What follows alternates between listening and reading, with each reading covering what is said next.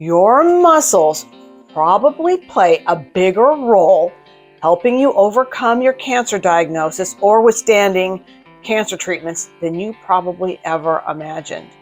But research shows that cancer survivors with bigger and better muscle mass, they have better prognosis, and they withstand cancer treatments so much better than those that don't.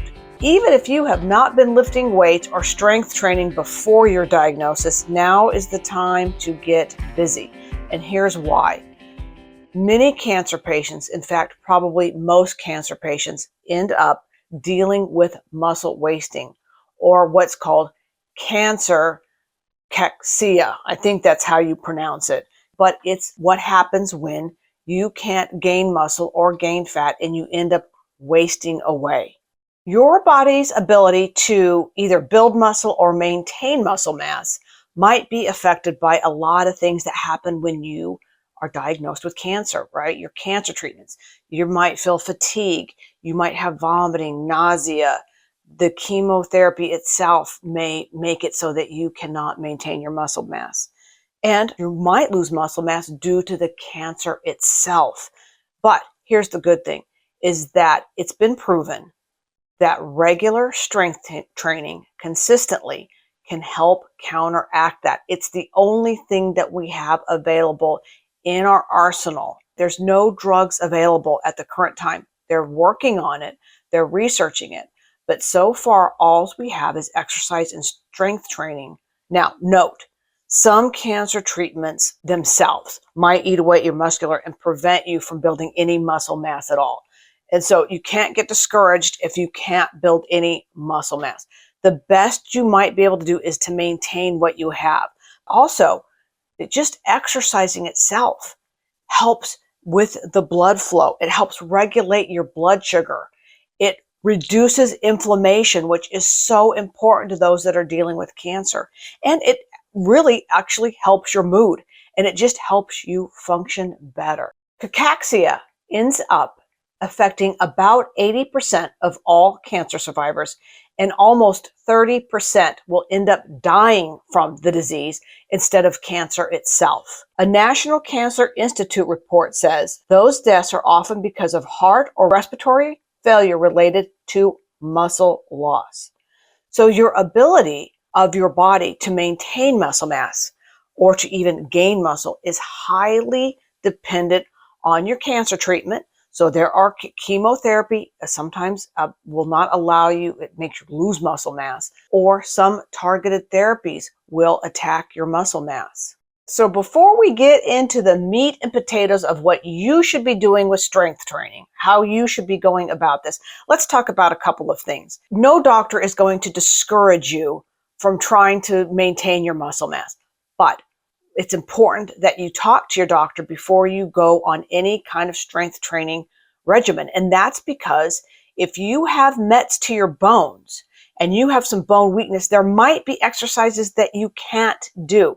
So you, especially those of you with bone METs, please talk to your doctor before you start strength training in case they say you can't do squats or you can't do something that I might recommend, right? So go ahead and do that. And also, be wary of bodybuilding supplements. Creatine is one that you will see over and over again. Take creatine. It helps with ATP production. It's adenosine triphosphate. That's what powers your muscles. But creatine will up those levels, helping you have a bit more energy to work out. But it's not safe for everyone to take, especially if you have kidney issues. Probably should not be taking creatine at all. But that's a supplement that can help you. Any of these other bodybuilding supplements, please don't do this if you're in cancer treatments. Please don't do that. And a lot of them are just complete BS anyway. So talk to your doctor about any supplements. Now, what should a strength training program look like? As we know, a well-rounded program involves your cardiovascular system, flexibility, which we talked about last month. So please go look at that live stream, and strength training. This is a whole program. You really shouldn't just focus on one. So strength training needs to be a part of your fitness and exercise program. And really with strength training, it needs to be tailored to each individual. It just depends on what you need more than others. We're going to be having a live stream at the end of June. So tune in for that because I'll be available to help you tailor the program to you. That's what I am. I'm a personal trainer. Come on in. You can ask me the questions you need, especially if you have neuropathy or if you have weak legs or you have injuries in your shoulders. I will be able to help you with that. And we're going to go into much more detail about weightlifting. Today is just kind of an overview to get you to understand what you need to do. The question I get all the time is, do I have to join a gym? Do I have to go to a big commercial gym where I just get lost in the crowd, or, am I exposed to germs, and maybe I'll feel intimidated? And no, you can use hand weights at home. You can go to the gym and use the exercise machines. Those are very good for you if you are struggling with your balance. Always a good idea to use those machines at the gym, and they're more than happy to show you how those work. You can also just use bands. And in our live stream, I will have some bands and show you some exercises. You can also just do some stuff around your house, body weight exercises around your house, like stand up and sit down from your chair. We're going to go over all that. But here's some tips. First of all, start slowly. Even if you're used to being active, strength training is a little different, a little more intense. Exercise in a safe environment where if you're going through chemo, you're not exposed to germs. You can exercise at home or outdoors or wherever you feel safe at. Pay attention to your body and don't do too much. Really important if you're going through chemo or radiation. Drink plenty of water and eat a good diet high in protein, unless you're restricted from eating a lot of protein because you have kidney problems. And check up with your doctor regularly. The average person, and we talked about this in one of our other live streams, should be exercising at a moderate level. You're not a bodybuilder. Remember, we talked about the chart of perceived exertion for cardio. This also applies to weightlifting, okay? So go ahead and start there. Start at a moderate level. So let's just get rid of some of the myths right off the bat about weightlifting. You have to join a gym. No, you don't have to join a gym like we just talked about. There's a lot of benefits to working out at home. There are DVDs you can even rent from your library if you still have a DVD player. YouTube videos. I love YouTube videos. Those make it so great. Just make sure it's a reputable person. There's a lot of phone apps. There are apps now that you can buy or download that will give you a routine. You just put in your age, your sex, any health problems you have, and it will give you some routines. So these are great resources. If you decide you want to go to the gym, and I think that's a great thing to do, you don't have to have every machine memorized right off the bat. Like I said, get someone to help you, show you some machines that really are the catch-all machines. And I consider that something that works your legs, like a leg press machine, a chest press that works your arms and your chest, and a row. They have rowing machines that you can sit down and row to get your back strong, which is very critical. We'll talk about that in the live stream. And even if you feel like you're too weak right now to use weights, you go ahead and most of the gyms or at home, you can use resistance bands to get a great workout. And again, we'll go over more of that later. Now, the one thing I want to talk to you about is if you're a beginner. If you're a beginner and you have never, ever lifted before, you can literally start off with just your body weight. And hopefully, body weight, you're going to progress past body weight, and then it's time for you to perhaps to get some dumbbells or home equipment. Women might want to start off with 5 or 8 pounds, even 3 pounds. Maybe you want to get a 3, a 5, and an 8. Men, well, you'll want to double those weights. Men are usually twice as strong as women. So you might want to start with 10s, 15s, and 20s or something like that. And get yourself some kettlebells or resistance bands. And once you have progressed past your body weight, past your home dumbbells, then maybe it's time to join a gym.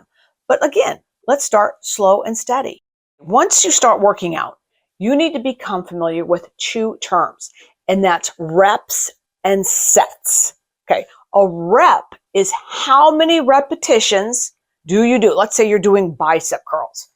You need, let's say I tell you, do 12, that you count to 12, or 15, or 20, or 5, whatever your program calls for you. And then you will do so many sets of those reps, usually 1 to 4. 1 to 4 sets is average, okay? So I might say, I want you to do 12 reps for 3 sets. You're going to do 12 bicep curls, you will rest, and then you will do that 3 times. Okay, so 3 times 12. That's how many times you'll end up curling for the bicep curl. Start with a short, simple program. Keep it short.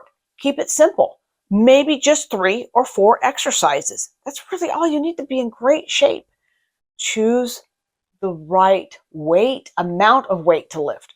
If I tell you, please do 12 bicep curls for 3 sets and you grab 2 pounds, and this is like air for you, that's much too light. You're not going to benefit from that. You're just going to end up hurting your joints. Get something that's challenging. If you can do much past 12, you know it's too light if that's what I tell you to do. So you would need to grab maybe 8 pounds instead of 2 pounds. And once you got to 11, 12, like, woo, I cannot really do maybe but 1 or 2 more, right? So that's where you want to be. And always warm up first. Make sure you get a good warm up. Just like we talked about with cardiovascular. You need to get a warm up. You need to get the blood going. So let's say I want you to do 10 chest presses. So what you would do is you would go get weight that's very light and just get the blood flowing, get everything moving.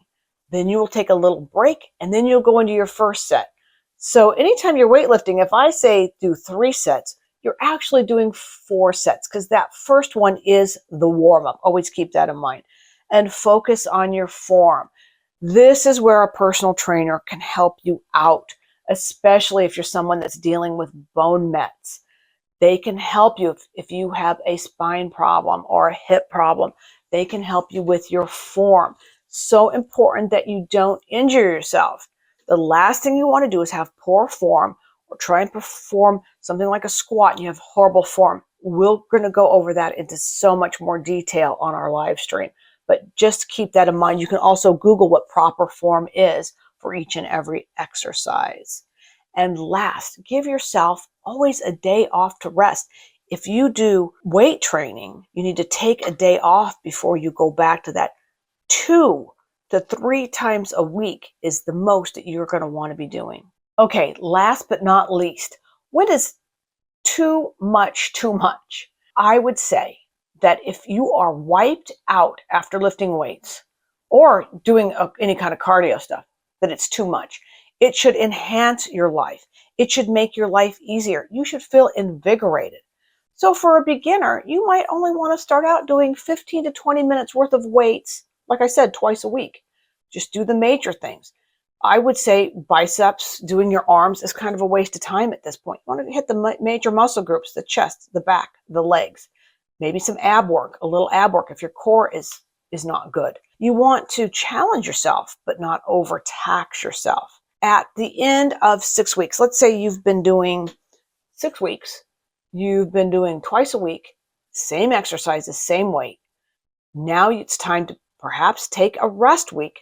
It's always important to rest and then start back with a new routine. That's what I would suggest to you, is to start back with something new to challenge you a little bit more.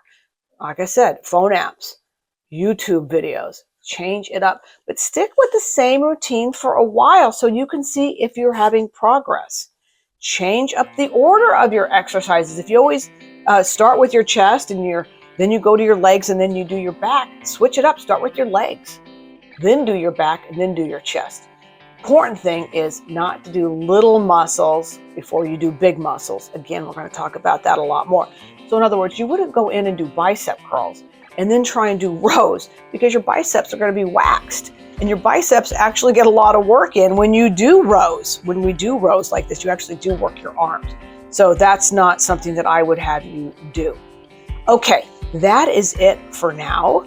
I will see you at the end of the month. Remember, our live streams are recorded, so if you can't be there, you can always go back and watch them. And you have your questions ready. If you have a band, if you have a resistance band, bring it or go buy one, because I'm going to be showing you a lot of exercises. And I will see you there. Have a great one.